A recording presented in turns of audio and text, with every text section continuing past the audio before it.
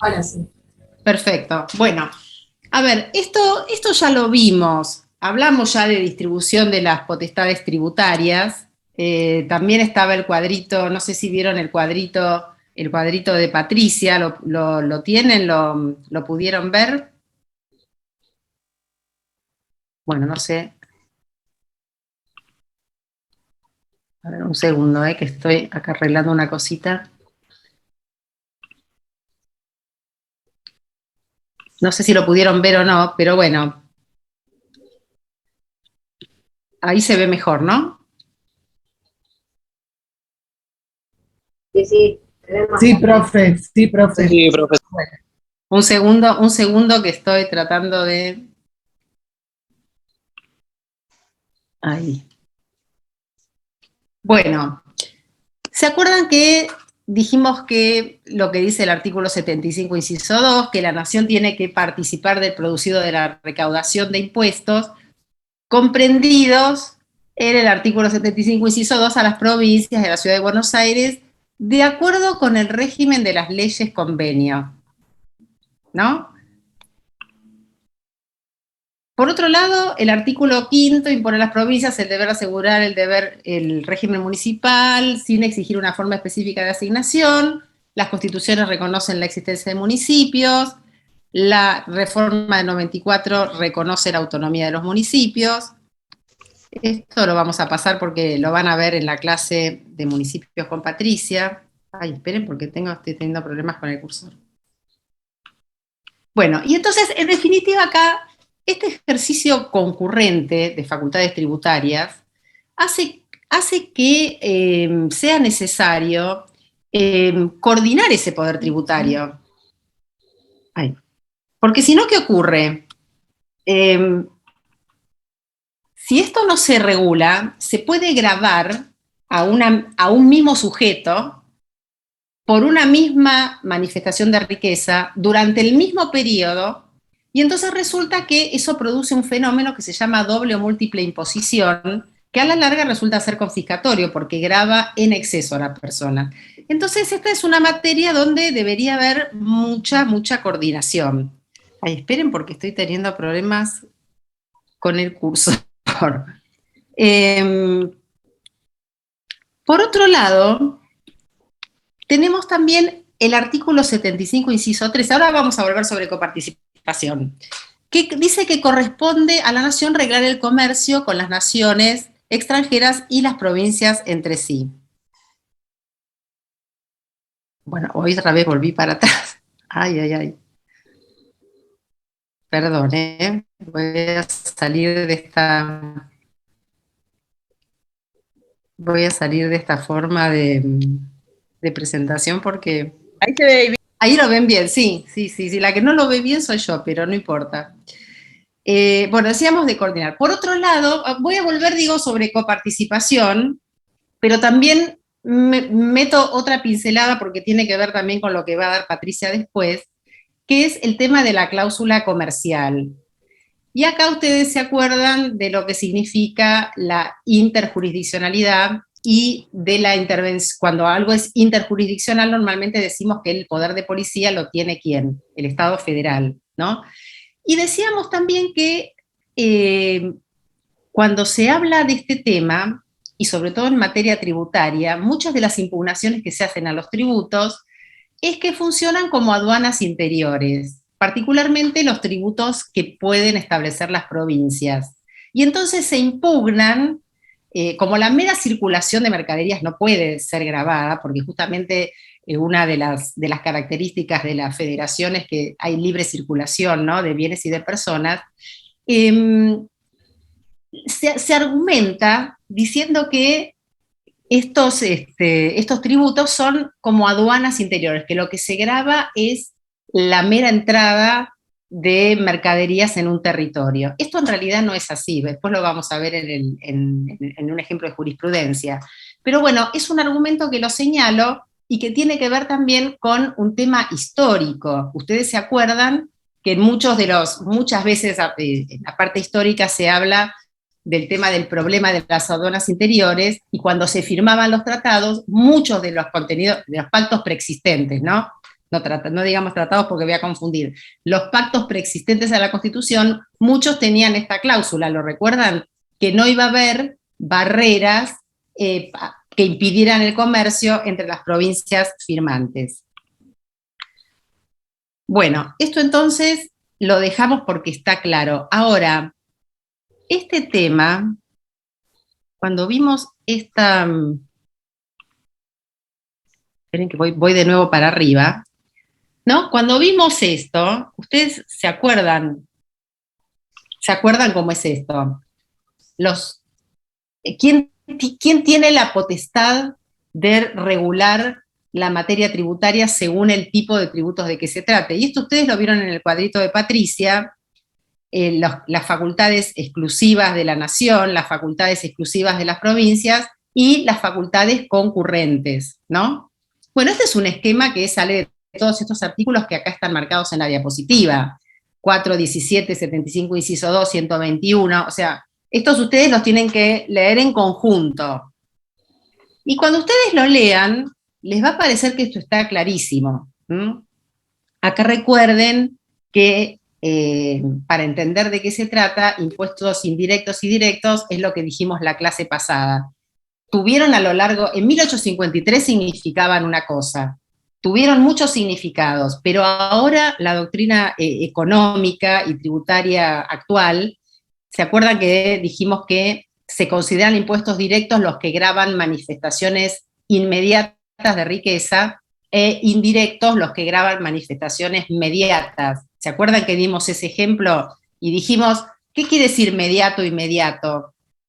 Inmediatas, que son los directos, son los que mejor reflejan la capacidad contributiva del sujeto que tiene que pagar el tributo, que se llama contribuyente, ¿no? Y como ejemplo, el ejemplo más acabado, más perfecto de esto es el tributo a las ganancias, el impuesto a las ganancias. ¿Por qué? Porque tener una renta a la cual se le pueden desgravar, porque el impuesto a las ganancias tiene un montón de posibilidades de desgravaciones y de exenciones en función de las situaciones personales del contribuyente, por ejemplo, si tiene personas a cargo, si tiene hijos menores, si tiene algún crédito, ¿no? Todas esas cosas se van sacando de lo que es renta. Y entonces queda un monto, ¿no? Que se llama renta neta sujeta a impuesto, que es sobre lo que finalmente se tributa. Entonces, realmente lo que queda es realmente una ganancia. Ya no es ni lo que va a usar para comer, porque ¿se acuerdan que dijimos que el mínimo no imponible, que es una exclusión del tributo, es lo que la persona necesita para mantenerse, digamos, con vida funcionando, ¿no? Entonces, dijimos que era bastante perfecto en el sentido de que eso grava lo que al contribuyente le queda de ganancia. Y después, además, de lo que le queda de ganancia, si es sujeto persona física, porque acuérdense que hay persona física y persona jurídica como responsable de este tributo, hay una escala progresiva según gane mucho o poco. Entonces, ese es el ejemplo más acabado de un tributo directo. Refleja realmente la ganancia, la capacidad contributiva del sujeto. En cambio, los indirectos no la reflejan tan claramente. Por más que el hecho imponible, que digamos, la situación que se tiene que dar para convertirse en contribuyente refleja algún movimiento de dinero, alguna capacidad económica, bueno, no siempre es tan así. Y como ejemplo de lo que es un impuesto indirecto, que dimos el otro gran impuesto de la Confederación Argentina, que es el tributo al valor agregado. Y dijimos que el tributo al valor agregado, como el hecho imponible es la compraventa, y en la compraventa hay muchos elementos que más que capacidad contributiva denotan simplemente necesidades básicas, estas compraventas no están indicando siempre capacidad contributiva. Muchas veces están indicando cosas que se compran y se venden para mantenerse en pie, para mantener la salud, que son cosas muy básicas. Por eso se dice que el IVA en realidad es un impuesto regresivo. ¿Se acuerdan que hablamos de todo eso? Bueno, eso lo doy como ejemplo, ¿por qué? Porque la Constitución habla de impuestos directos e indirectos y dijimos que por eso íbamos a mencionar esa clasificación. Bueno, esto que parece estar todo así clarito, resulta que en la práctica no lo es tanto, porque la propia Constitución establece un mecanismo donde este esquema delineado por estos artículos se mezcla. ¿Y por qué se mezcla? Porque hay una ley convenio, que es del año 1988, que impone en la práctica otra forma de resolver esta cuestión, digamos, de legislarla y de recaudarla. ¿Mm? Y entonces, tributos que según este esquema, como por ejemplo este que está en el punto C, que con carácter transitorio en situaciones de excepción, solamente en esas situaciones la nación puede legislar sobre impuestos directos.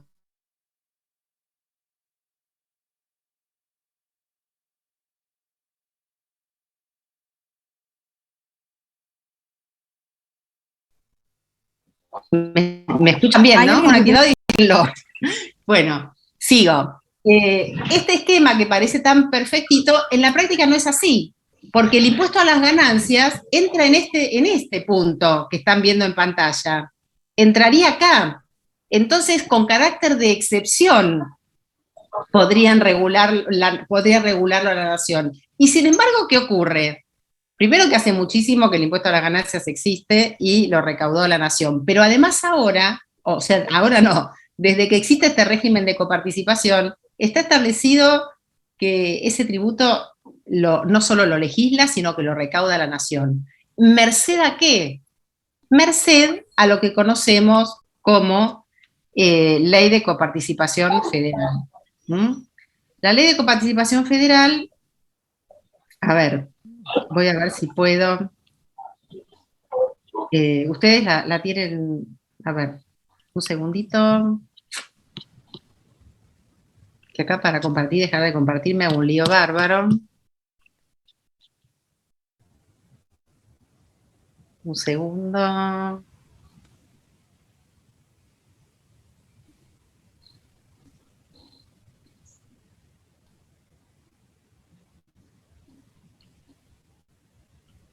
bueno, hice un lío bárbaro, callo.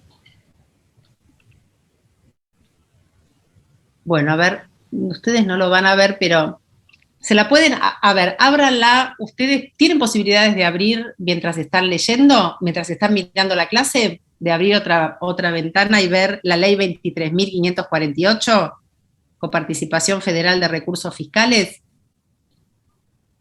Bueno, y si no, yo simplemente les digo los artículos que son importantes y ustedes después la miran. Esta ley existe desde el año 88. Ahora vamos a ver lo que dice la Constitución, porque la Constitución tenía un mandato respecto de esta ley. Pero lo cierto es que existe desde el año 88 y ya había otro régimen anterior. Pero esta es la que está vigente ahora.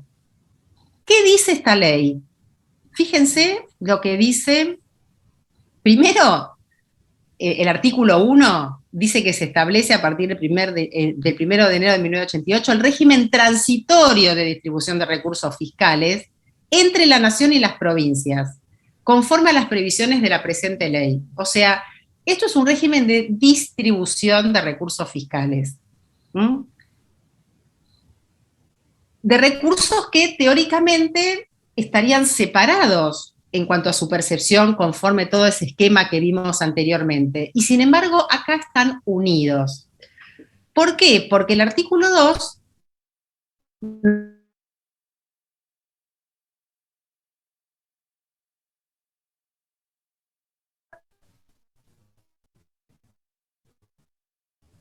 bueno, sale de acá, del artículo 2. Se llama masa de fondos coparticipables, ¿no? ¿Y cómo está integrada esa masa coparticipable? Por el producido de la recaudación de todos los impuestos nacionales existentes o a crearse, con las siguientes excepciones.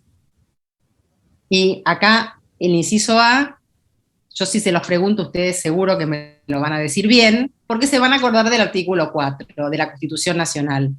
Los derechos de importación y exportación no integran la masa coparticipable, porque ¿a dónde van directamente? Al gobierno, al Estado federal. Acuérdense. Nacional. ¿Cómo? Al Tesoro Nacional.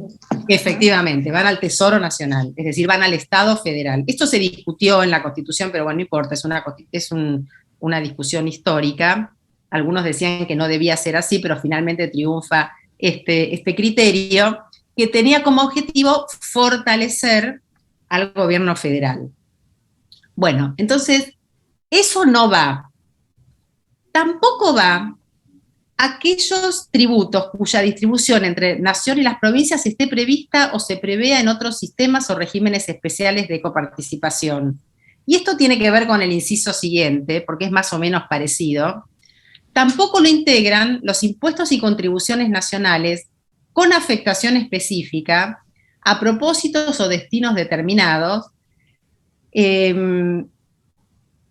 ni tampoco los impuestos y contribuciones nacionales cuyo producido se afecta de la realización de inversiones, servicios, obras y fomento de actividades. Bueno, miren, estos tres incisos del artículo 2 de la ley son justamente una excepción a un principio general, que es que los tributos, o los impuestos particularmente, no pueden tener afectación específica. Porque ustedes se acuerdan lo que hablamos en la otra clase, que dijimos que el tipo de tributo que se llama impuesto es un tributo que no guarda relación con ninguna actividad relativa al contribuyente. Bueno, esto es una excepción. Ahora, resulta que hay un montón de tributos que, en vez de ir todo el producido del tributo a rentas generales, van a algún lugar específico porque así está en la propia ley del tributo. Pero esto es una excepción. Por ejemplo, esperen que voy a prender la luz porque acá está oscureciendo y ya no se ve nada. Bueno, acá aparecí de nuevo porque tenía poca luz. Por ejemplo, el impuesto a las ganancias. Ahora igual vamos a ver un esquemita que me bajé, que no es de alguien que expuso este tema en la ciudad y creo que va a ser más claro que se lo muestre con el esquema. Pero una parte del impuesto a las ganancias, por ejemplo, va a financiar directamente al ANSES, a todos los que son las prestaciones que paga el ANSES. Porque el ANSES es una parte importante, la más importante, dentro del presupuesto del Estado Nacional. Entonces, cuenta con una financiación importante y directa por parte de estos tributos, que tienen justamente afectación específica. Eso es una excepción al principio de que los impuestos no pueden tener afectación específica. Entonces, eso no integra la masa coparticipable. ¿Por qué? Porque va directamente a financiar al ANSES. Y así hay muchos tributos. Ahora les voy a mostrar un cuadrito que se llama el laberinto de la coparticipación para que ustedes vean qué complicado que es esto. Por supuesto que esto nada más se los muestro, ustedes lo que tienen que saber son estos artículos que yo estoy mencionando, no tienen que saber todo. Hay el que tiene, por favor, el micrófono abierto, ahora ciérrelo. Bueno, entonces, todo lo que no está en estos artículos, impuestos nacionales, integran la masa coparticipable. Y acá el artículo 3 y el 4 tienen lo que se llama distribución primaria y distribución secundaria. La primaria es cómo se divide esta masa, esta suma importantísima, obviamente, de dinero, ¿entre quiénes? Entre la nación y las provincias. Y después resulta que tenemos, en la distribución secundaria, que está en el artículo 4, cómo se distribuye esto entre las provincias. Y fíjense que estos son todos porcentajes. Bueno, después en el artículo 5 está referido a algo que siempre se menciona como parte de cierta corruptela política, que son los aportes del Tesoro Nacional. Pero fíjense que en realidad los aportes del Tesoro Nacional, los que hace el Tesoro Nacional a las provincias, ¿no? Los famosos ATN, tienen una finalidad noble, que es la de atender situaciones de emergencia y desequilibrios financieros de los gobiernos provinciales. Es decir, cuando hay una emergencia, hace falta un socorro, una ayuda extraordinaria, el gobierno nacional, el Tesoro Nacional, cuenta con esta posibilidad de asistir financieramente a las jurisdicciones locales.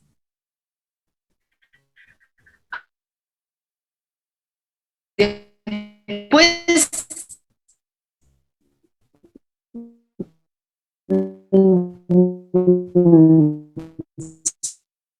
se usa no solo de las deformaciones que puede sufrir en la práctica, que bueno, lamentablemente a veces ocurren, pero que no es lo esencial.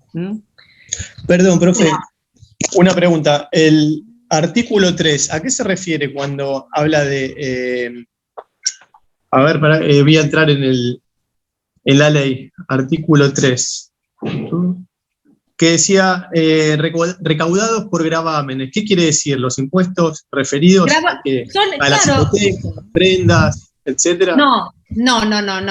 Acá, a ver, vamos de nuevo para atrás. Fíjense, cuando hablamos acá de lo que estamos hablando es de este artículo, del artículo 2. Esto es una masa de fondos que ingresa en el Tesoro Nacional como producto de la recaudación de impuestos nacionales. Y hay un montón de impuestos nacionales, hay como 40, no me acuerdo cuántos hay, pero ahora les voy a mostrar. No, debe haber un montón. Lo que me refería era específicamente cuando hablaba de la palabra gravamen. Gravamen. El gravamen, ¿acaso? Gravamen es esto. ¿Quién es que me está preguntando? Sergio, gravamen, léelo en consonancia con el artículo 2. O sea, es el producto son todos los impuestos nacionales existentes o a crearse. Es eso. Bueno, y después de ¿está claro eso? Sí, está claro. Gravamen acá es sinónimo de impuesto. ¿Está? Bueno, sigo. Esto no es importante, esto es una ley muy técnica, no es importante. Lo único que tienen que saber es lo que sigue en el artículo 10, que es que esta ley crea un ente que se llama Comisión Federal de Impuestos, que es el lugar donde naturalmente se van a tratar todos los problemas surgidos de la aplicación de esta ley. ¿No? Bueno, ahora a ver, saco esto. Ahora, ¿qué ocurre?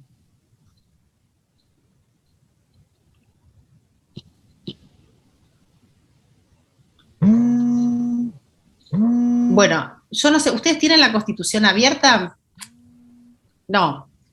Bueno, cuando ustedes vean, a ver, yo la quería leer. Teléfono.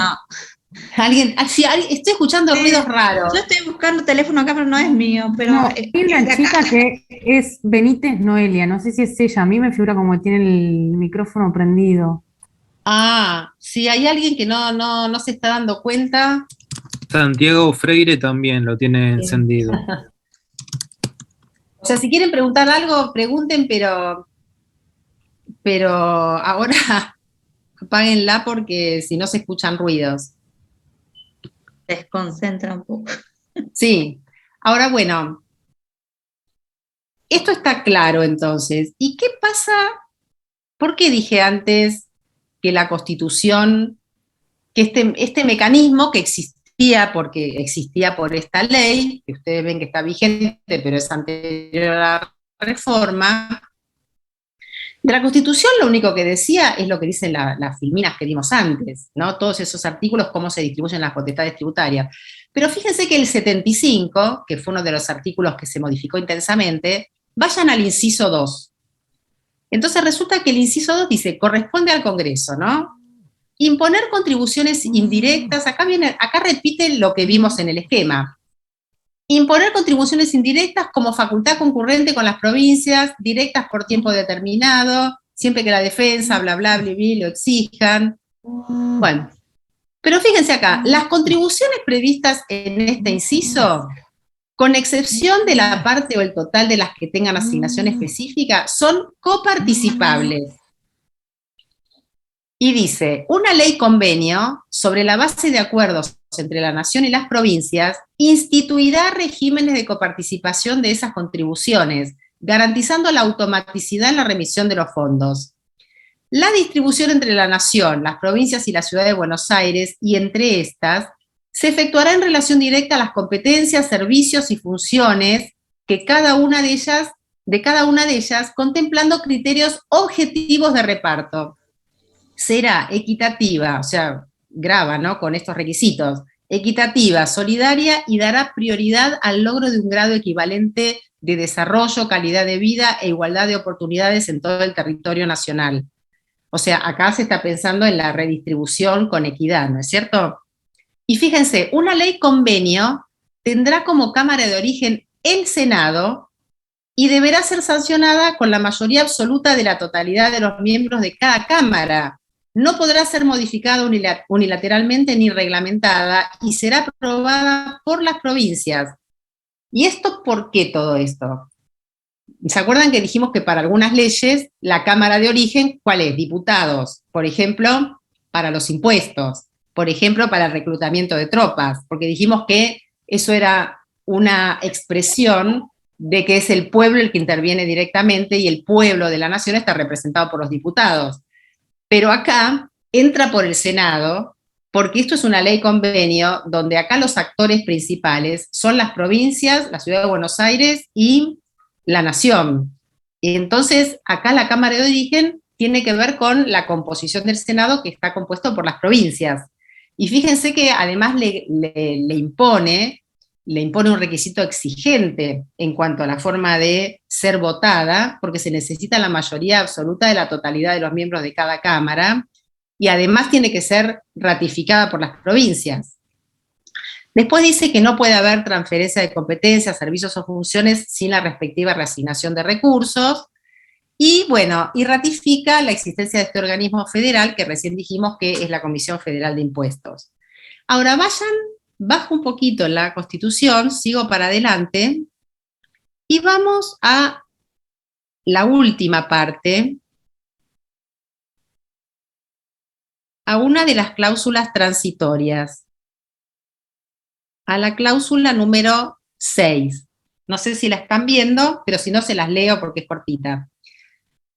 ¿Qué dice acá? Acá la Constitución, en las cláusulas transitorias, ni siquiera lo incluyó, ¿no?, porque era una cláusula destinada a agotarse, por eso no está incluida en el cuerpo principal de la Constitución. Dice, un régimen de coparticipación, conforme lo dispuesto en el artículo 2, en el inciso 2 del artículo 75, y la reglamentación del organismo fiscal federal, serán establecidas antes de la finalización del año 1996. La distribución de competencias, servicios y funciones vigentes a la sanción de esta reforma no podrá modificarse sin la aprobación de la provincia interesada. Tampoco podrá modificarse en desmedro de las provincias la distribución de recursos vigentes a la sanción de esta reforma, y en ambos casos hasta el dictado del mencionado régimen de coparticipación. Bueno, lo demás mucho no importa, pero ¿qué es importante de esto?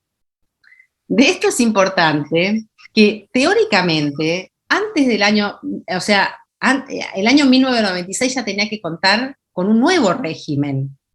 ¿Y qué ocurre? ¿Ustedes vieron si se sancionó algún nuevo régimen? No, yo acabo de decir que hay una ley del año 88 que todavía está vigente. Entonces acá hay un problema. Por eso siempre todos los gobiernos dicen que van a hacer alguna reforma tributaria que que va a afectar el régimen de coparticipación, que lo van a cambiar. Bueno, muchas veces cuando empiezan las campañas políticas se habla de esto. Pero lo cierto es que cuando llega el momento de la verdad y hay que sentarse a hacer la nueva ley de coparticipación, resulta que ni siquiera se da un mínimo quórum para sentarse, porque solo con sentarse se pone en juego el porcentaje que se recibe. Y entonces hay temor, realmente es una ley que sin un gran consenso político va a ser muy difícil de sacar, porque sentarse es poner en riesgo lo que se está cobrando, lo que se está percibiendo, porque evidentemente se dice que se puede llegar a distribuir de manera diferente. lo cierto es que por esta masa coparticipable hay una disputa importante. Les quería mostrar también, a ver si puedo. Bueno, primero les voy a mostrar esto para que vean cuando decimos el laberinto de la coparticipación. No sé, ¿están viendo la pantalla ahora? Esto, fíjense lo complicado que es esto. Bueno, estos son los tres, las secciones, ¿no? Pero fíjense, acá está, esto va al Tesoro Nacional, estos son los tributos que reciben por tributos aduaneros, pero están todos los tributos que hay y cómo se distribuyen, la parte que tiene afectación específica y la parte general. Esto realmente es bastante complejo, ¿eh? Eso es lo que hay actualmente. Por eso cada vez que se habla de la coparticipación federal se dice el laberinto de la coparticipación, porque de cada tributo hay que ver qué se detrae para la afectación específica, qué va a rentas generales, y bueno, es bastante complicado. Esto sería bueno simplificarlo, pero claro, no se simplifica justamente por lo que acabo de decir. Nadie quiere poner en riesgo el porcentaje, ir perdiendo, digamos, nadie quiere salir perdiendo. Y cuando decía lo de hay una compañera en espera y que no puede ingresar, perdón. No, está Ya ingrese, esperando la- profe, muchas gracias. Muchas gracias, profe. Ah, ya está. Ah, listo. Bueno, no, porque veo, a ver, perdón que les muestro un segundo. Esto es nada más para que lo vean, para que lo entiendan, tampoco es algo que quiero que se aprendan, pero fíjense.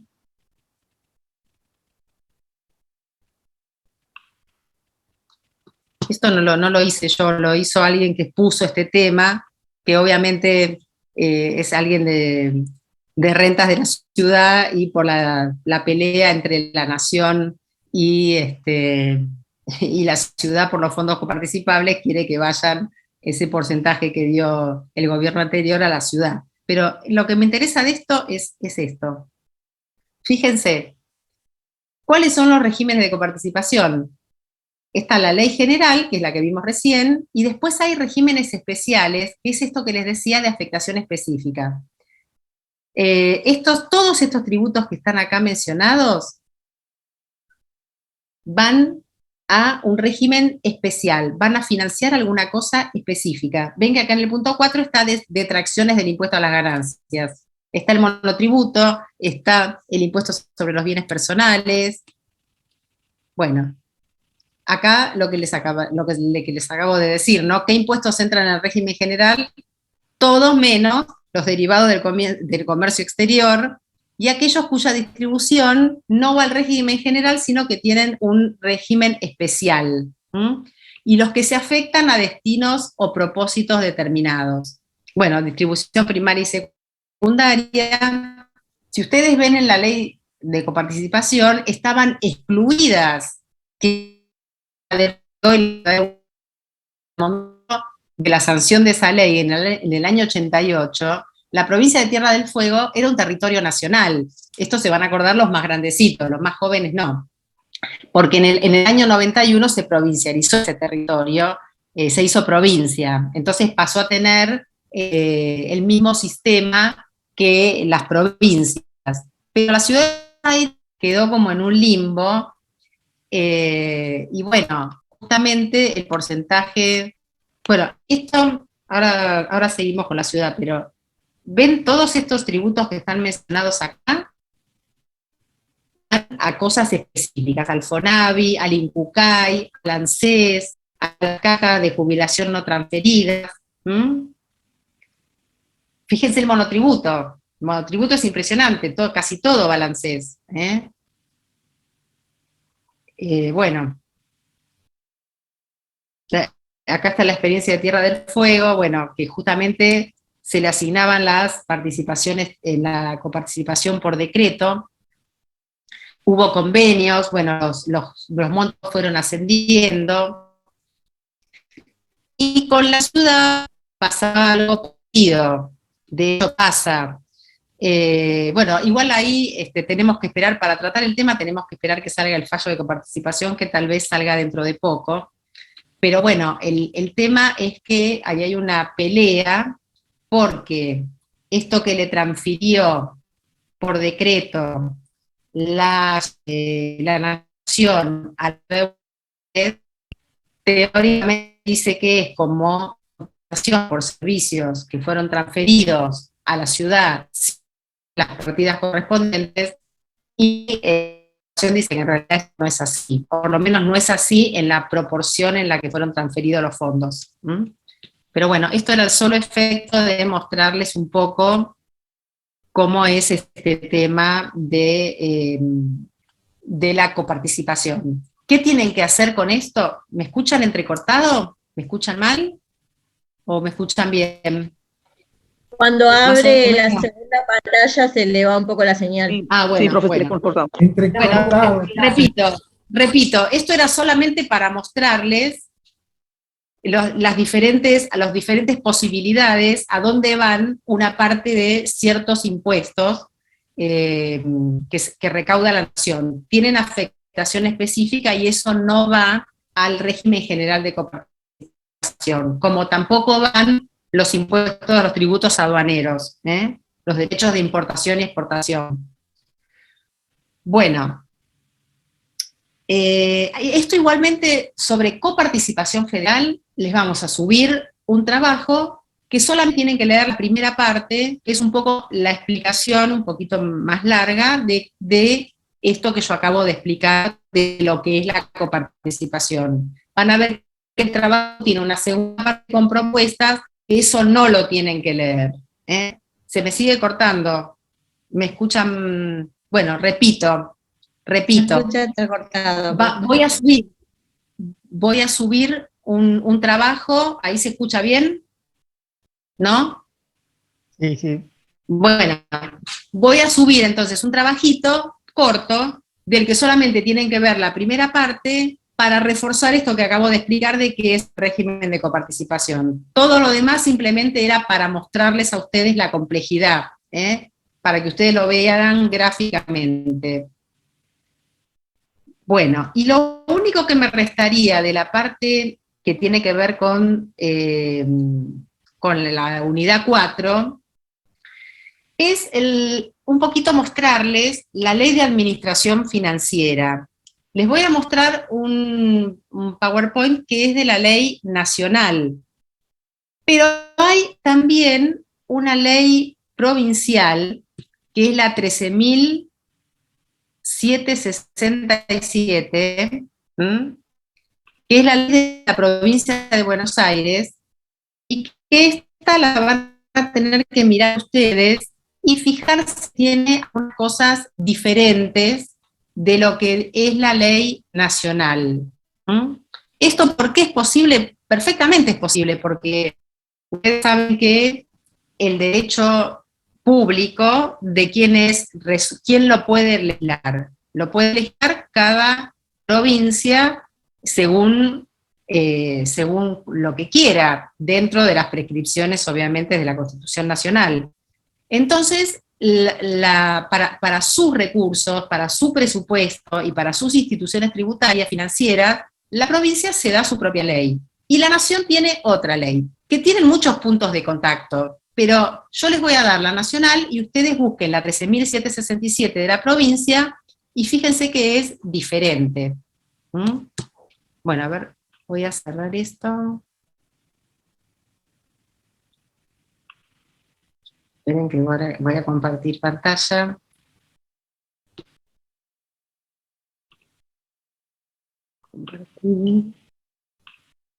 Ahí está. La nacional es la 24.156. Entonces, ¿qué es una ley de administración financiera? Bueno, es la ley que va a regular justamente ciertos institutos del derecho tributario, del derecho financiero en realidad, y fundamentalmente el proceso de cómo se hace, cómo se ejecuta, qué es el funcionamiento del Estado. No se le entiende, profe, perdón. Ay, ¿no se me entiende? Bueno, creo que ese es un problema de conexión, entonces. A ver. Y quedas como Me voy a congelada mover de además lugar. por momentos. Bueno, a ver. Esperen que me muevo de lugar. Me muevo, un segundo, a ver si se escucha mejor. A ver, ¿acá me escuchan mejor? Sí. ¿Sí? Sí, ahí sí. Bueno, acá me acerqué a una ventana. ¿Me escuchan mejor ahí? Listo. Fácil, lo solucionamos fácil. Bueno, no, les decía esto. ¿Qué es la ley de administración financiera? ¿A qué se refiere? Bueno, es una ley que regula institutos financieros de importancia y fundamentalmente regula cómo se hace y cómo se monitorea una ley que es fundamental para el funcionamiento del Estado, que es la ley de presupuesto. Pero la ley en realidad tiene objetivos, unos objetivos importantes que surgen, a ver, acá están viendo, ¿no? Están viendo el PowerPoint. Bien, tiene objetivos importantes que es, fíjense, esto está en el artículo 4 de la ley, es tener una regularidad financiera, y fundamentalmente eso se refiere con la anualidad, que ratificar la vigencia del principio de legalidad, es decir, que todo este procedimiento de la ley de presupuesto y toda la actividad financiera del Estado transite dentro de la legalidad, de normas claras. Después que todo este procedimiento tenga las famosas 3E, es decir, que el procedimiento sea económico, que no insuma una cantidad de recursos importantes, que sea eficiente y que sea eficaz, que sea lo que se propone. Además, la ley se propone sistematizar operaciones y brindar información confiable y oportuna. Y para eso, la ley diseña 4 sistemas.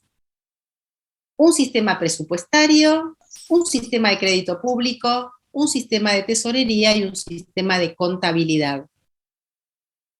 Cada uno de estos sistemas tiene una oficina rectora, que son estas que ustedes ven en la diapositiva al lado de cada sistema. La Oficina Nacional de Presupuesto, el sistema de crédito público, el sistema de tesorería y el sistema de contabilidad. Esto después yo lo voy a subir, así que quédense tranquilos. La ley además prevé que hay 2 sistemas de control de todo este procedimiento.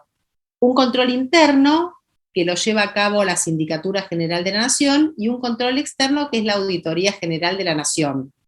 Acá ven, estamos hablando nación, nación, nación, porque estoy hablando de la Ley de Administración Financiera del sector público nacional. Cuando ustedes vayan a la de la provincia, van a ver que habla de las instituciones provinciales.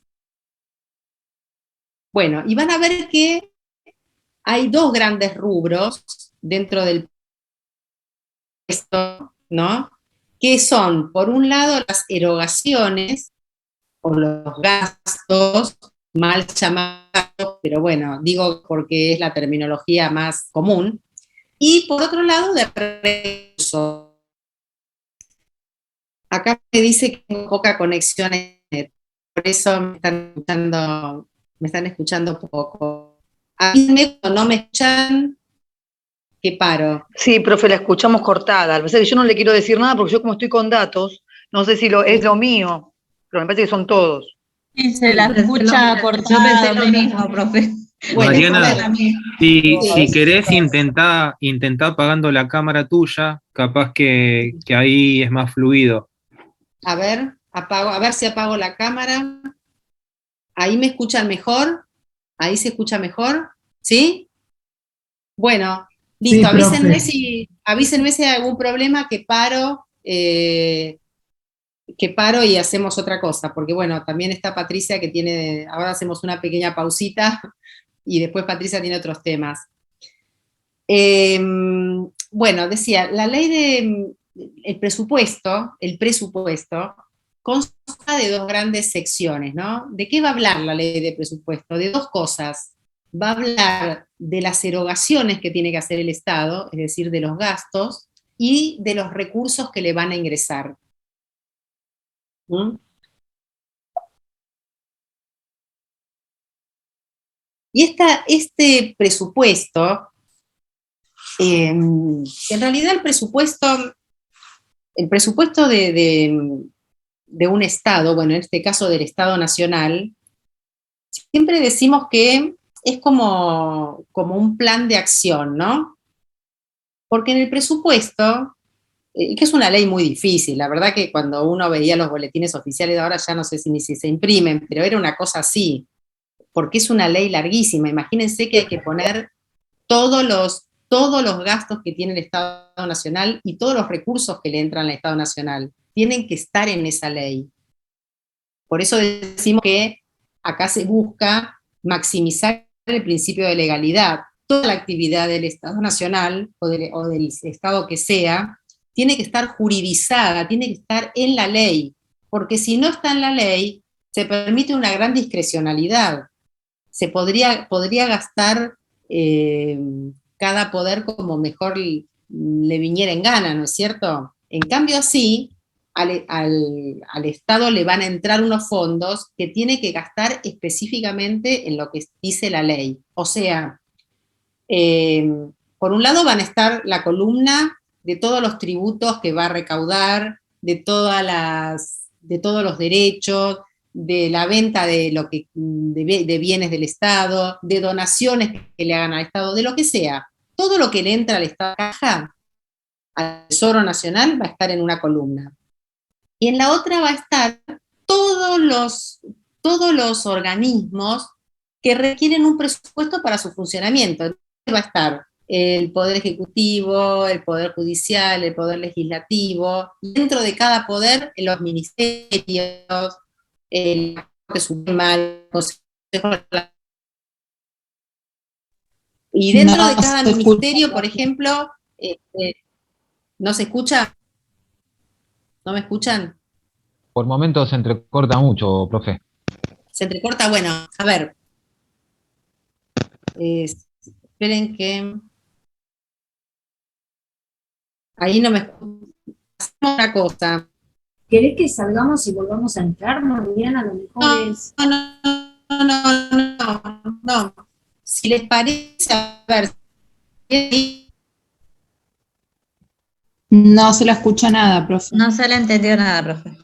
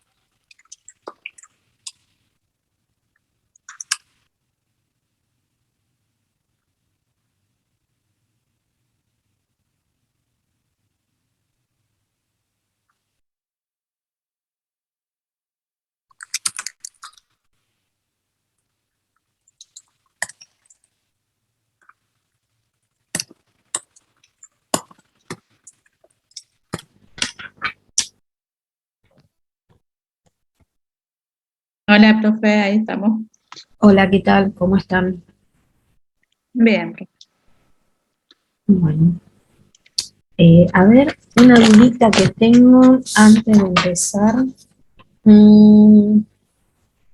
Giorgi Gabriel, que antes me dijo que no se podía conectar, ¿se pudo conectar? Me conecté, profe, pero por intermedio de la página que tiraron los compañeros en el chat, no por intermedio del campus. Ah, porque bueno, ahora habilité Grupo B también, por eso preguntaba a ver si se habían podido. No, como ya estoy acá en clase, no volví a intentar. Después me fijo Está si está bien, restringido o no. no hay problema. Bueno, ahora que me explicaron cómo tengo que hacer, no hay problema, lo vamos a hacer. Bueno, listo. Bueno, vamos a compartir pantalla, pero faltan chicos, ¿o no? ¿No están todos? No, 47. Mm,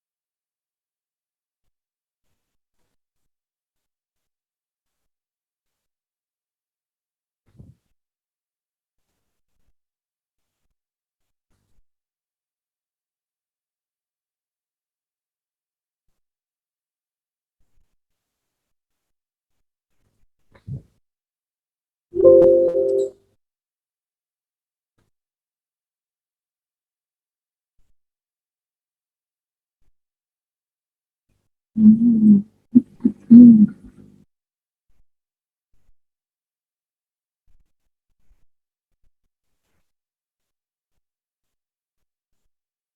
Que no puedo.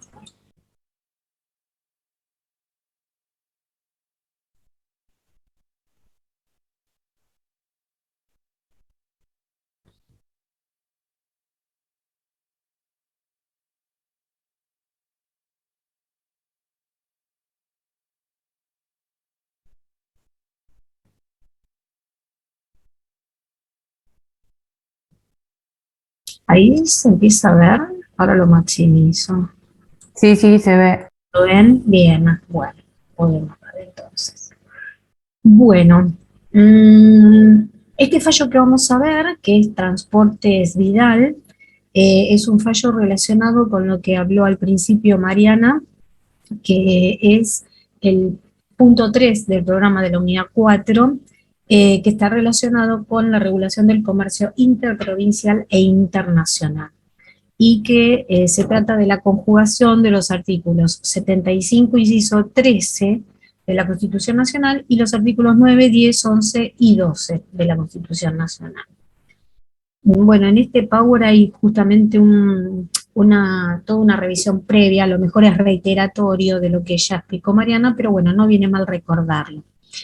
El artículo 9 dice que en el territorio de la nación no habrá más aduanas que las nacionales. ¿Se acuerdan que recién dijo Mariana que solo las nacionales, todo el sistema federal se ocupa de todo lo que es, por ejemplo, los gravámenes de exportación e importación, ¿sí? Son emanadas del Congreso Nacional. Eso es conforme al artículo 75, inciso 1. O sea, quien regula todo lo que es el tema de las aduanas es el Congreso Nacional. El artículo 10, en el interior de la República, la circulación de los bienes y servicios y demás dentro del territorio de la República es libre de derecho, es decir, no hay aduanas interiores.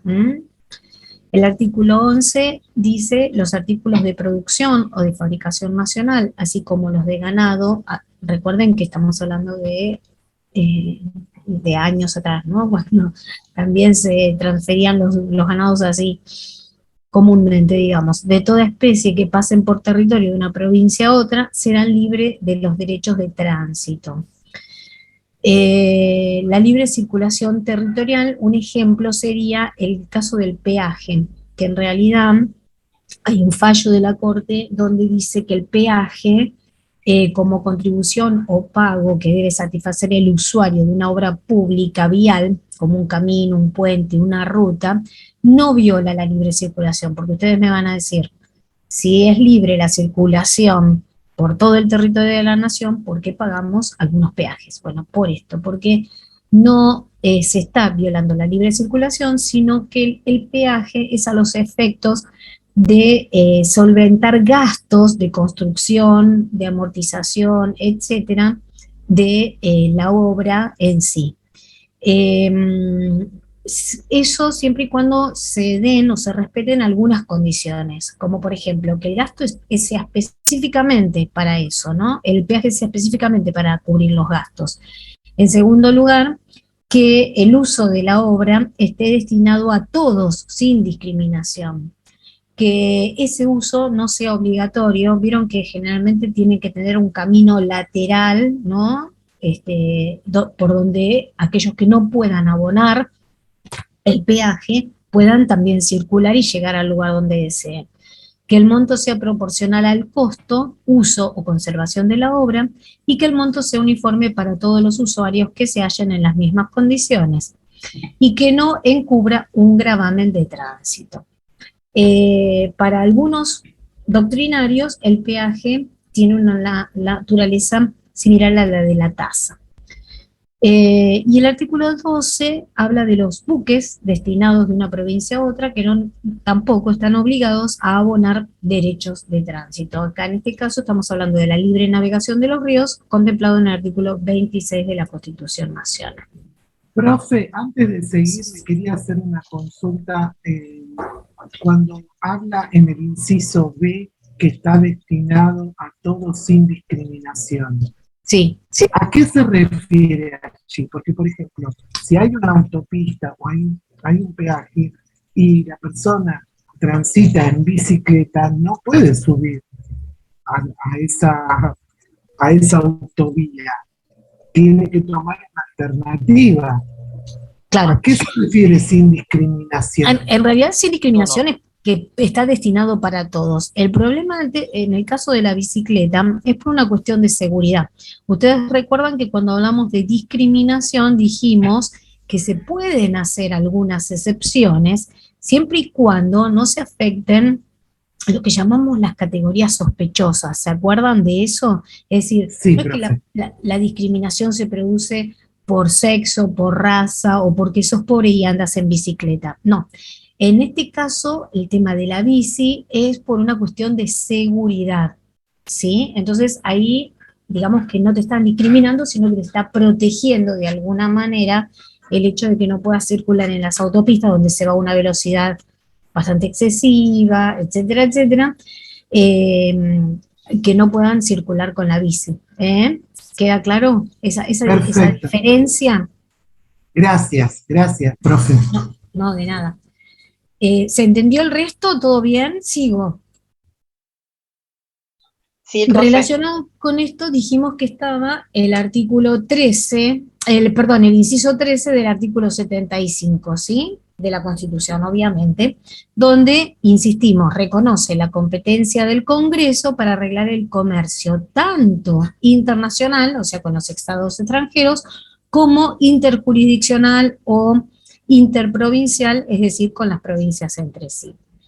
En cuanto al primero, es decir, al comercio internacional, la norma juega en concordancia con el régimen aduanero, que ya lo dijimos antes, de carácter federal, y también se encuentra a cargo del Congreso. ¿Y qué entendemos por comercio? Comercio no es solamente el tráfico o intercambio, sino también se habla de otras cuestiones, por ejemplo, la comunicación, el transporte, la transmisión de mensajes, la navegación, la energía eléctrica, hidroeléctrica, etcétera. ¿Sí? Todo lo que tenga que ver con la comunicación, el intercambio, ¿sí? Está relacionado en sentido, está tomado el término comercio en sentido amplio. Algunas pautas constitucionales para tener en cuenta son, bueno, algunas son reiteradas, ya lo dijimos, ¿no? El Congreso tiene competencia para regular el comercio marítimo y terrestre, hoy también el aéreo, que no está puesto en la Constitución, pero está incluido, con los otros estados. El Congreso tiene competencia para dictar el Código de Comercio en todo el país. El Congreso tiene competencia para reglamentar la libre navegación de los ríos interiores y habilitar los puertos que considera convenientes.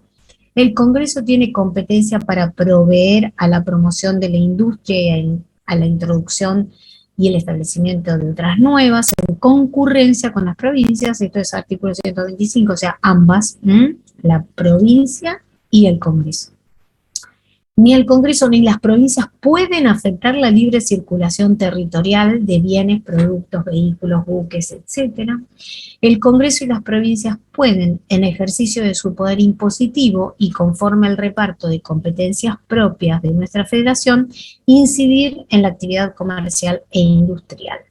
Similar incidencia sobre tal actividad deriva de la competencia del Congreso para regular el trabajo y también para el llamado poder de policía, que ya también lo vimos, ¿no es cierto?, en razón de higiene, seguridad y moralidad pública, que son repartidos entre el Estado federal y las provincias. Cuando una provincia adopta medidas locales sobre la actividad comercial e industrial intraprovincial, no puede violar las normas que sobre comercio e industrias emanen del Congreso con carácter de leyes federales o de derecho común. Todas estas normas se vinculan, por eso hay que tenerlas en cuenta para conjugarlas cuando hablamos de este tema, ¿sí? Ahora vamos entonces a ver el fallo propiamente dicho, es Transportes Vidal Sociedad Anónima contra Provincia de Mendoza, es un fallo de la Corte, un poquito viejo, pero que vale porque se sigue aplicando el mismo criterio en 1984.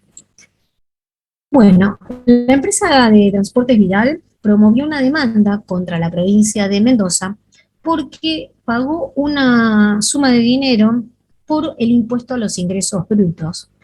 La empresa Transportes Vidal, como su nombre lo indica, se dedica justamente a ser un transportador interjurisdiccional. Y consideró que la ley que aplicaba la provincia de Mendoza, que era la ley 22006, como así también el artículo 67, inciso 12, recuerden que estamos hablando acá de antes de la modificación de la Constitución, porque es un fallo del año 84, dijimos. Entonces, el artículo 67, inciso 12, es el equivalente al 75, ¿sí? Ahora, inciso 12.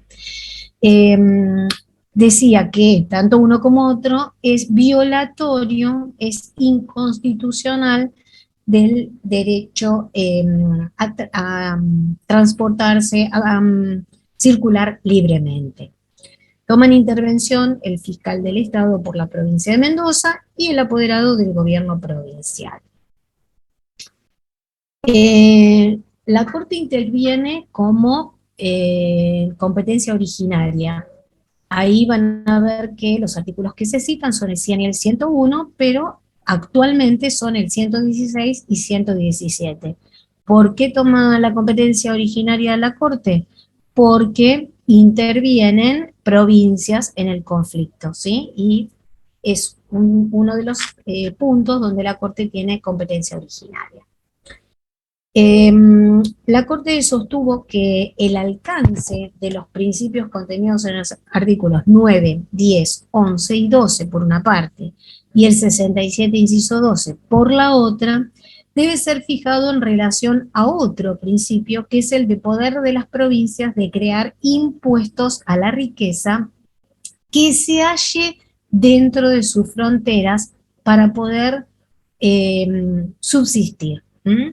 Esto es muy importante, crear impuestos con relación a todo lo que se halle dentro de sus fronteras para poder subsistir, ¿sí? Los primeros aluden al principio de la prohibición de las aduanas interiores, que ya lo vimos, y que no puede afectarse al comercio interprovincial, y el segundo se refiere a la facultad del Congreso de regular el comercio con las naciones extranjeras y de las provincias entre sí. Estos son los artículos que citamos ya. Las aduanas interiores antes existían y tenían como fundamento la defensa de la producción local. ¿Qué significaba esto? Que había dos tipos de privilegios para algunos productos. Por ejemplo, un producto que era fabricado en una provincia y quedaba dentro de esa provincia, es decir, era consumido en el mismo territorio, estaba exento de pagar gravamen. En cambio, si ese mismo producto salía a otra provincia, sí pagaba gravamen. Con lo cual estaba produciéndose una diferencia, una preferencia entre un producto y otro, aunque fueran iguales, ¿sí? Con relación al artículo 67, inciso 12, la Corte manifestó que debe analizarse cada caso concreto a fin de verificar si la norma cuestionada afecta o no el comercio entre las provincias, creando diferencias de tratamiento de un producto. La Corte sostiene que es ilegal el gravamen con fines económicos de protección o preferencia, pero, sin embargo, admite que es legal aquel que grava la riqueza local, como decíamos antes, lo que está dentro del territorio de cada provincia. Porque es competencia, ¿no? El establecimiento de impuestos dentro de cada provincia. En este caso, sí, dígame. Perdón, profe. Sí. ¿Cómo? O sea, no entendí qué era lo que consideraba legal la Corte. O sea, ¿Qué consideraba legal o ilegal? No sí. te entendí. No, legal. Legal que se Sí. pueda fijar, o sea, que la provincia puede fijar un gravamen, un impuesto, digamos, pero cuando grava a una riqueza que está dentro del territorio de esa provincia, ¿sí? En cambio, no puede gravar algo que es o hace al tránsito, a la circulación, al traspaso de bienes de una a otra provincia, porque eso sería crear una aduana interior, y están prohibidas por estos artículos que estamos viendo, 9, 10, 11, 12. ¿Quedó Bien, claro bien. ahora? Sí, Bien. Gracias. Sostiene la Corte que es claro, es clara la intención del constituyente de eliminar los gravámenes discriminatorios, estos que forman, como dijimos recién, que están haciendo preferente unos en relación a otros.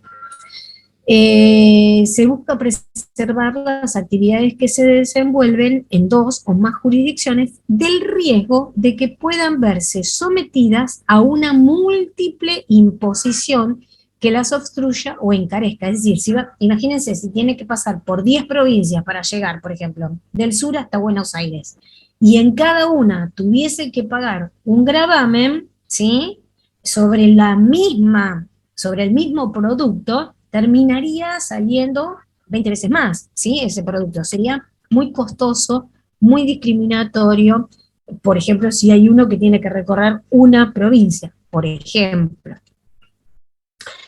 Entonces, hay que tratar de evitar estas situaciones desventajosas. Lo que hace justamente los artículos 9, 10, 11 y 12,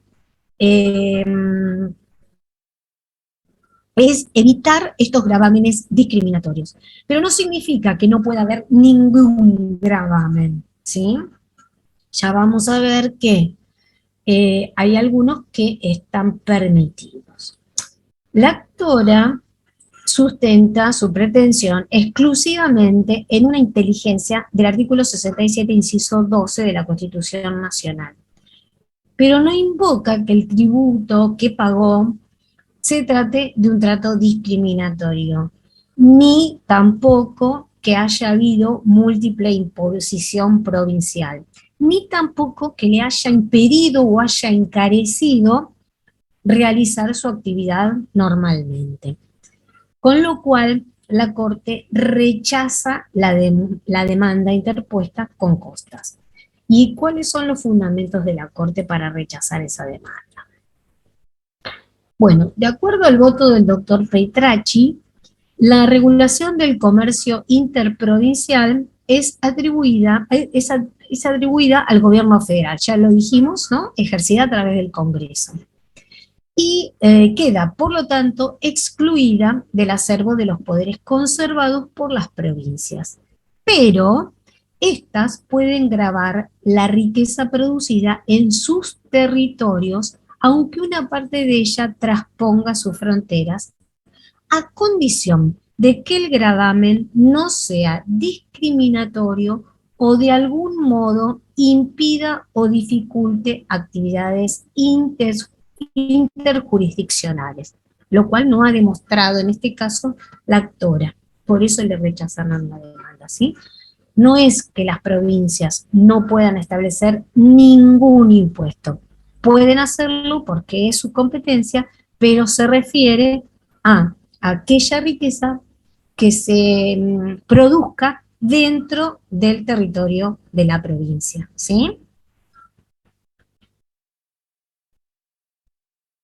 Después tenemos unas notas aclaratorias, que ya algo dije. El artículo 100 y 101 de la Constitución de 1853 son los actualmente 116 y 117, que se refiere a la competencia originaria de la Corte. Esto ya lo dije antes. Los artículos relacionados, que son 9, 10, 11 y 12, siguen igual, porque recuerden que la primera parte de la Constitución no fue reformada en 1994.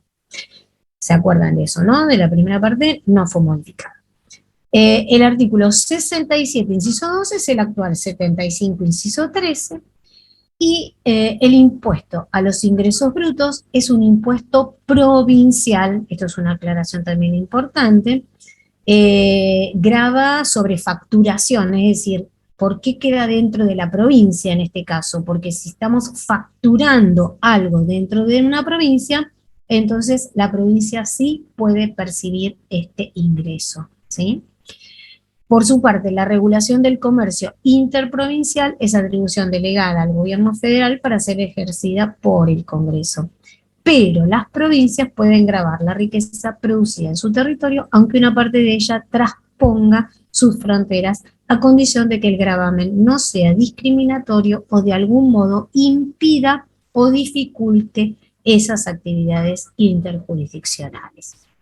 Este es el resumen, digamos, de lo que resolvió la Corte. Después, si ustedes pueden leer todo el fallo, sería mejor, así van conociendo todos los fundamentos en forma extensiva. ¿Se entendió hasta acá? ¿Quedó claro más o menos? Profe, una consulta, porque ahí levanté la mano, pero me parece que no se ve. Perdón, no te veo porque, claro, tengo la pantalla. No, yo tampoco la veo a usted porque estoy con el celular, no, yo un lío, perdón.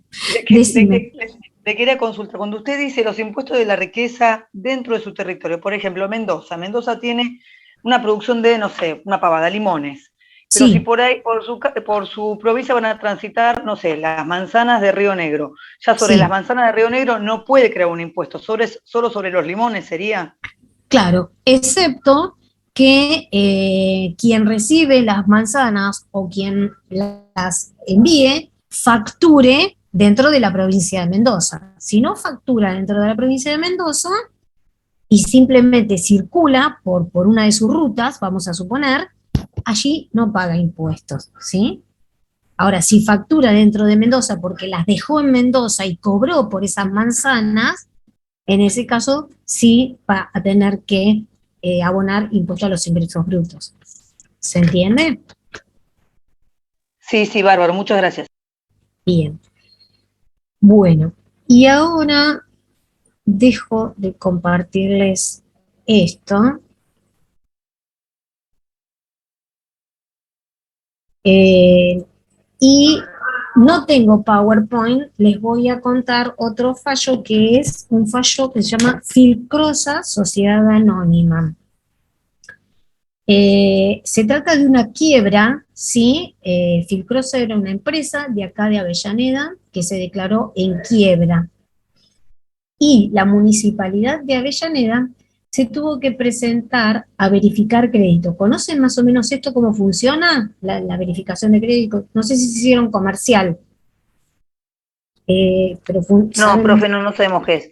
Bueno, cuando, por ejemplo, una empresa tiene una deuda con alguien y se presenta a quiebra porque no puede pagarla, el acreedor, justamente, es quien está habilitado. Tiene que demostrar. Exacto, está habilitado para presentarse en la quiebra de esa empresa o de un particular, puede ser, ¿no? Bueno, estoy hablando de una empresa porque este es el caso, pero no importa quién sea. Y demostrar, exactamente como dice Sonia, que le debe X cantidad de dinero por tal motivo, ¿no? Es decir, debe estar perfectamente justificado por qué pide que se le verifique ese crédito, y una vez que esté verificado, la quiebra tendrá que responder por ese crédito, ¿sí? Las circunstancias pueden ser muy variadas, puede cobrar todo, puede cobrar una parte, puede cobrar nada, depende de la situación de la quiebra, eso no importa, no viene al caso, ya lo van a estudiar en quiebra, pero para que sepan de qué se trata. En este caso, la empresa le debía a la municipalidad tasas de seguridad e higiene. Saben que las empresas tienen que pagar esa tasa de seguridad e higiene para cumplimentar una serie de requisitos que la normativa municipal exige en cuanto a al desarrollo de la actividad en sí, ¿sí? Y cobra una tasa por eso. Entonces, la empresa le estaba adeudando esas tasas y por eso se presenta a la quiebra. ¿Qué ocurre? El síndico alegó que la municipalidad estaba reclamando 10 años de tasas adeudadas, cuando en realidad eso estaba excediendo el plazo establecido por el artículo. Perdónenme un segundito, por favor, perdónenme porque mi hijo está mirando el partido y está a los gritos. Espérenme que ya lo voy a ver.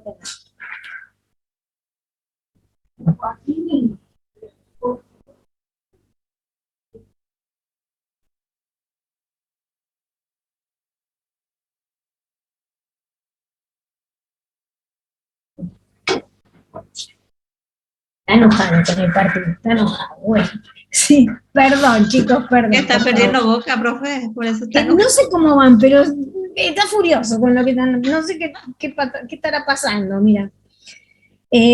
Bueno, les decía que el síndico se presentó diciendo que estaba excedido el plazo de 10 años y que se debía circunscribir a los 5 años que establecía en ese momento el artículo 4027, inciso 3 del Código Civil. Ahora ya esto está modificado porque este fallo es viejo, es antes de la reforma del Código Civil, del 2003 más exactamente. Entonces les decía, está excedido de ese plazo y por lo tanto solicita la prescripción de esos 5 periodos, de esos 5 años que está excedido. ¿Qué se discutía acá? ¿O qué se pone sobre tela en tela de juicio? Si era aplicable este artículo, que era del Código Civil, que es una norma de fondo, ¿sí? Ustedes saben que hay, según el artículo 75, inciso 12, el Código Civil es un código de fondo, ¿sí? Aplicable a todo el país y demás, pero en este caso que establecía la prescripción de 5 años para pedir la verificación de estos créditos. Ahí está escribiendo Mariana. Ah, bueno, está bien, sí. Es una prescripción quinquenal, ¿no? Profe. Exactamente. En contraposición había una norma local, es decir, de acá del municipio, que admitía los 10 años.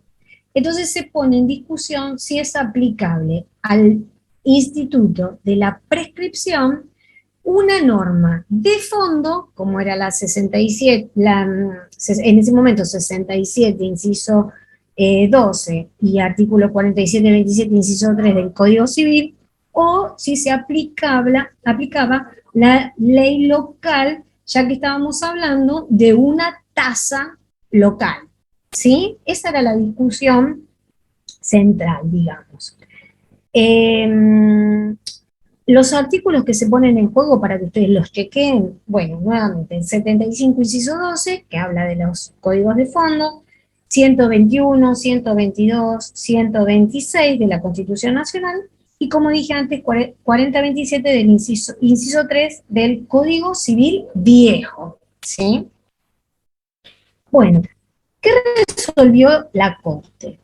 La Corte dice que las provincias carecen de facultades para establecer normas que impartan o se aparten de lo establecido en la ley de fondo. Es decir, la Municipalidad de Avellaneda, este juicio pierde, digamos, porque se le reduce a 5 el periodo. ¿Por qué? Porque se aplica el código de fondo. Y que ese código de fondo, digamos, está por encima del derecho público local. Esto pone en juego dos teorías. Una que es una privatista, es decir, que hace hincapié en el derecho privado, como es la parte del Código Civil, contra una de carácter público y publicista, que aplica o da más importancia al derecho público que al privado.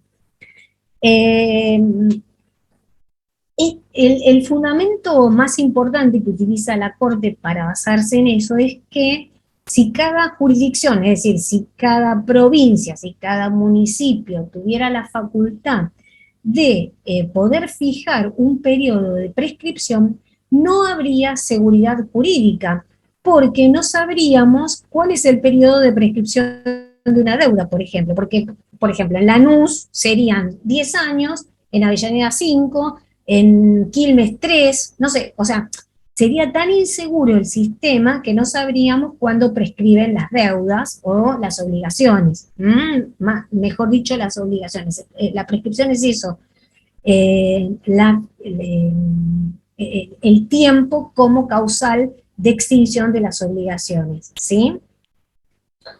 Ese es el principal fundamento que tiene la Corte.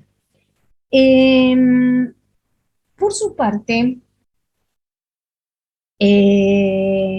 Vázquez, por su propio voto, sostiene que puede haber casos de prescripción que fijen los territorios locales cuando no haya una norma específica que determine un tiempo, un plazo, o sea, que no esté en la legislación de fondo establecido un plazo determinado y entonces puede sí hacerlo, o cuando no exista contradicción. Por ejemplo, si la ley de fondo dice 5 años y la normativa local dice 5 años, no hay problema porque no existe contradicción y ahí lo puede fijar tranquilamente.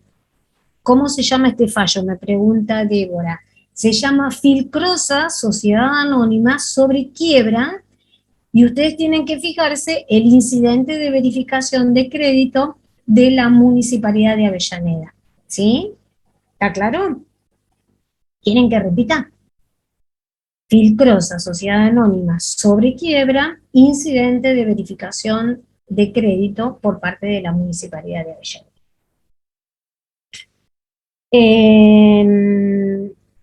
Y hay una disidencia en el voto, que es por parte de Petracchi y de Maqueda, que sin embargo hacen hincapié en esta teoría ius privatista y dice que si una entidad local tiene la posibilidad de crear una tasa, también tiene que tener la posibilidad de establecer el periodo de prescripción. Esto, como verán, ha sido muy discutido, muy peleado, pero, sin embargo, toda esta situación se resolvió cuando sale sancionado el nuevo Código Civil y Comercial, ¿sí? ¿Por qué les digo esto? Porque en el artículo 2532, 2532, que modifica el criterio sostenido por Filcrosa, consolidó el criterio privatista y de tendencia uniformadora de interpretación del artículo 75, inciso 12 de la Constitución Nacional en materia de potestades tributarias locales. Entonces se fijó a partir de ese artículo la prescripción de 5 años. Si ustedes quieren, les digo los artículos: el 2532, el 2560, el 2537, esos son todos artículos del nuevo Código Civil que hablan del tema de la prescripción. ¿Puede repetir, profe, por favor? Gracias. Sí, cómo no. 2532, 2532, en este caso lo que dice fundamentalmente es, se los leo: las legislaciones locales podrán regular esta última en cuanto al plazo de tributos. Está hablando, o sea, viene hablando, ¿no?, de la prescripción, y dice que las legislaciones locales podrán regular esta última en cuanto al plazo de los tributos. O sea, está facultando a los entes locales a que puedan establecer el plazo de prescripción. El 2560, que habla de los 5 años como plazo genérico de prescripción, y algunos autores sostienen que en realidad se impuso un poco este criterio porque hay otro artículo, que es el 2562, que dice que aquellas deudas que van venciendo mensualmente prescriben a los 2 años. Para tratar de evitar que se prescribieran todas las causas de los municipios, porque con todo lo que conlleva la burocracia, digamos, de reclamar una deuda municipal o de cualquier estado, se vencerían todos los plazos. Entonces, para evitar esto se estableció ese plazo de 5 años, que era un poco, digamos, intermedio entre uno y otro. Hay un fallo inclusive en Capital que salió, que es Fornaguera, que dice, habla un poquito de este tema. Bueno, y había algunas preguntas en el chat, perdón, a ver.